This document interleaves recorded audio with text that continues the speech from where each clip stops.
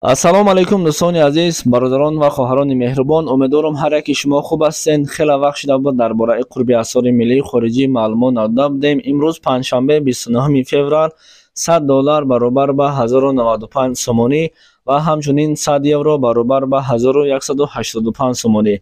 бародаро, аз шумо чизе намеравад. дар ҳамин видео якта лайк бимонед, ба канали мо подписатсия кунед. дар номтон ҷоном фақат бахил намешему халос. خداوند از همه انسان‌هایی که ما را دستگیری کردن راضی باشد. می‌گذاریم با کورس روبل. کورس روبل طول چند وقت بود تا به 116 سومانی رفت. امروز باشد 1000 روبل روسی با کورس امروزه برابر به 119 سومانی و 60 درهم. ناامید نمی‌شویم، ان شاء الله که روبل بالا می‌شود.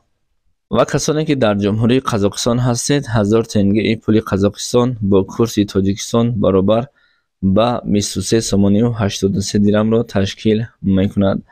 و کسانی که در جمهوری ترکیه کار و فعالیت دارند، 100 لیره ترکی برابر به 37 سومن و 1000 لیره ترکی برابر به 377 سومن و 12 درهم را تشکیل میکند. خاطر رسان میکنیم لایک و ابونه شدن را فراموش نکنید.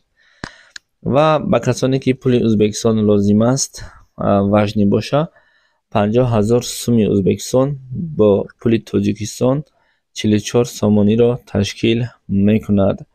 و کسانی که در جمهوری خیتای هستید و کار و فعالیت دارید، اگرچه بر شما لازم هم نیست اما ما نوار کردیم، 100 یوان برابر به 151 سومانی هست. خدا نگهبان شما. انتظار خبرهای دیگر باشید.